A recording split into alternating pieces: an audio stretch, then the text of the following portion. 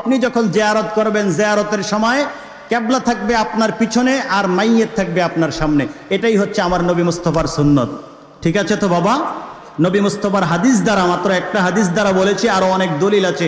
এখন বলবেন ঠিক আছে, সূরা ফাতিহা পড়লাম, সালাম দিলাম, ইস্তেগফার পড়লাম, দুরুদ পড়লাম, জিয়ারত সব করলাম মাইয়িতের দিকে ফিরে, কিন্তু এখন তো আমি দোয়া করব, এখন আমি কিবলার দিকে ফিরে দোয়া করব। কারণ মাইয়িতের দিকে ফিরে যদি দোয়া করি তাহলে মনে করা হবে যে আমি মাইয়িতের কাছে চাইতেছি। কি বলেন? যে মাইয়িতের দিকে ফিরে যদি আমি দোয়া করি তাহলে মনে হবে আমি মাইয়িতের দিকে চাইতেছি। বাবারে, এইরকম কেন মনে করো? এইরকম মনে করার তো বাবা সুযোগ নাই। তাহলে আমি তোমাকে পাল্টা প্রশ্ন করব, তুমি যখন জানাজা পড়ো, মাইয়িতের জানাজার নামাজ পড়ো, মাইয়িত কোন দিকে থাকে? খাট কোথায় থাকে? তোমার পিছনে না সামনে? কোথায় খাট থাকে? তাহলে আপনারা বলেন, খাট সামনে, মাইয়িত সামনে, আপনি কি মাইয়িতের ইবাদত করতেছেন না মাইয়িতের রবের ইবাদত করতেছেন? কার ইবাদত করেন বলেন? আমরা কি মাইয়িতের ইবাদত করি না মাইয়িতের আল্লাহর ইবাদত করি? তো ঠিক আমি নবী মুস্তাফার সুন্নত অনুযায়ী মাইয়িতের দিকে ফিরে দাঁড়াচ্ছি। আমি তো আমার হাতকে আকাশের দিকে দিচ্ছি, কারণ হচ্ছে কিবলাতুস সালাতি আল কাবা।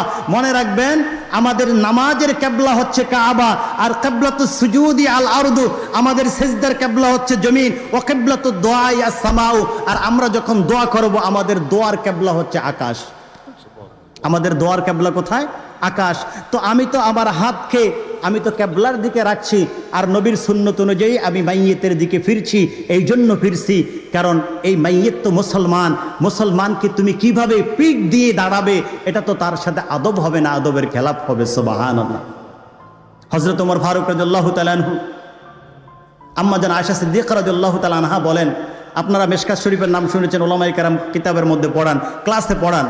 মিশকাত শরীফ বাবু জিয়ারতুল কুবুর, কবর জিয়ারতের আলোচনার মধ্যে মিশকাত শরীফে একটা হাদিস এসেছে, একবার শেষের দিকে আম্মা জান আয়েশা সিদ্দিকা রাদিয়াল্লাহু তাআলা আনহা বলছেন, শোনো পৃথিবীর মানুষ, যখন আমার ঘরে, অর্থাৎ আয়েশা রাদিয়াল্লাহু তাআলার হুজরা শরীফের মধ্যেই রহমাতুল্লিল আলামিনের রওজা শরীফ, সেখানেই ওনাকে রহমাতুল্লিল আলামিন ওই জায়গায় জান্নাতের বাগানে আরাম করছেন।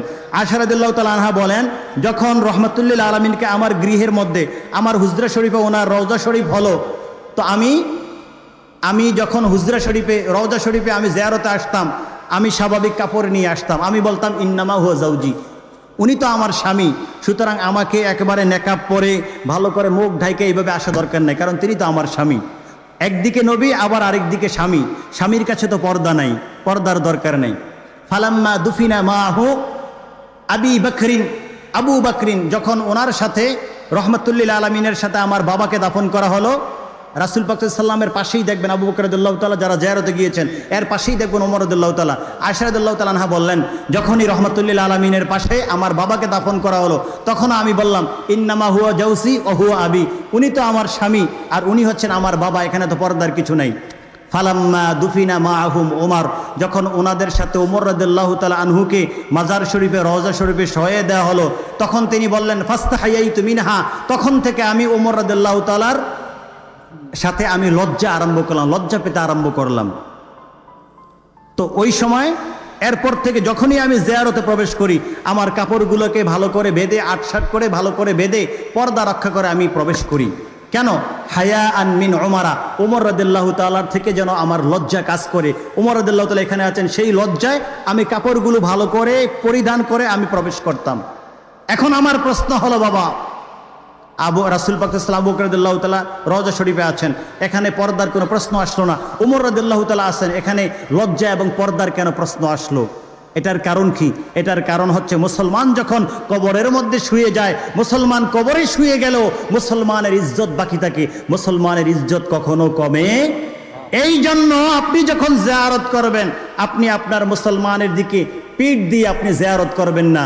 এখন বলবেন, তো মুসলমানের সম্মানের জন্য আপনি পিঠ দিলাম না, তো কাবার দিকে যে আমি পিঠ দিলাম, তাহলে কাবার সম্মান তো মুসলমান থেকে বেশি। আমি বলবো, না না বাবা, ইবনে মাজাহ শরীফের হাদিস, রহমাতুল্লিল আলামিন কাবা শরীফের পাশে দেয়ালের মধ্যে হেলান দিয়ে বলতেছিলেন, মা আতিয়াবুকি ওয়া আতিয়াবু রিহিকি ওয়া মা আযমুকি ওয়া আযমি হুরমাতিকি, হে কাবা, তোমার সুঘ্রাণ, তোমার খুশবু কত চমৎকার, কত মজাদার, কত বড়। আর হে কাবা, শোনো, তোমার মানজার, তোমার হুসন জামাল, তোমার সৌন্দর্য কত বেশি আল্লাহ দিয়েছেন। তবে আল্লাহি খোদার কসম করে বলছি, ওয়া ইন্নাল মুমিনা ওয়া ইন্না হুরমাতাল মুমিনি ইনদাল্লাহি তাআলা আ'যামু মিন হুরমাতিকি। কাবা, আমি আল্লাহকে সাক্ষী রেখে তোমাকে বলছি, আমার একজন সামান্য উম্মতের মর্যাদাও তুমি কাবার চেয়ে আমার আল্লাহর দরবারে অনেক গুণে বেশি। সুবহানাল্লাহ, সুবহানাল্লাহ। এখন আপনি বলেন, একদিকে কাবার সম্মান, আরেকদিকে মুসলমানের সম্মান, আপনি কোনটা রক্ষা করবেন বাবা? আপনি কোনটা করবেন? অবশ্যই আপনাকে এখানে প্রায়োরিটি দিতে হবে, তুলনা করতে হবে। যেহেতু আমার নবী মুস্তাফা বলেছেন মুসলমানের সম্মান কাবার চেয়েও বেশি, তাহলে আপনি অবশ্যই মুসলমানের দিকে ফিরবেন। আর আপনি কাবাকে অসম্মান করছেন না, আপনি একদিকে যখন মুখ দিবেন আরেক দিক তো পিছনে চলে এমনিই যাবে। কাবাকে আমরা এখানে অসম্মান করছি না, কাবা কাবার জায়গায় রয়েছে। আমি আমার মুসলমানের ইজ্জত রক্ষা করতে গিয়ে নবীর সুন্নাহ অনুযায়ী আমি কবর জিয়ারতের সময় সেই দিকে ফিরে জিয়ারত করি। এই জন্য এই হাদিসের ব্যাখ্যায় মোল্লা আলী কারি রহমতুল্লাহ আলাই মেরকাতুল মাফাতি কিতাবের মধ্যে লিখেছেন, এই হাদিস প্রমাণ করে, এই হাদিস থেকে আল আইম্মাতু মিন উলামাইনা, উলামায়ে আহনাফ প্রমাণ করেছেন, ওয়া কাযালিকা ইস্তামিরু ফি হালাতি দুআই, জিয়ারতের সময় যেভাবে মাইয়িতের দিকে ফিরবে ঠিক তেমনি ভাবে দোয়া করার সময় মাইয়িতের দিকে ফিরে দোয়া করবে। ক্লিয়ার তো ভাই? বলুন ক্লিয়ার তো? তাহলে আমরা এখন থেকে জিয়ারত করার সময়ও মাইয়িতের দিকে ফিরে জিয়ারত করব, দোয়া করার সময় মাইয়িতের দিকে ফিরে দোয়া করব। কোরআন হাদিস দ্বারা আমরা প্রমাণ করলাম, অনেকগুলো দলিল দিলাম।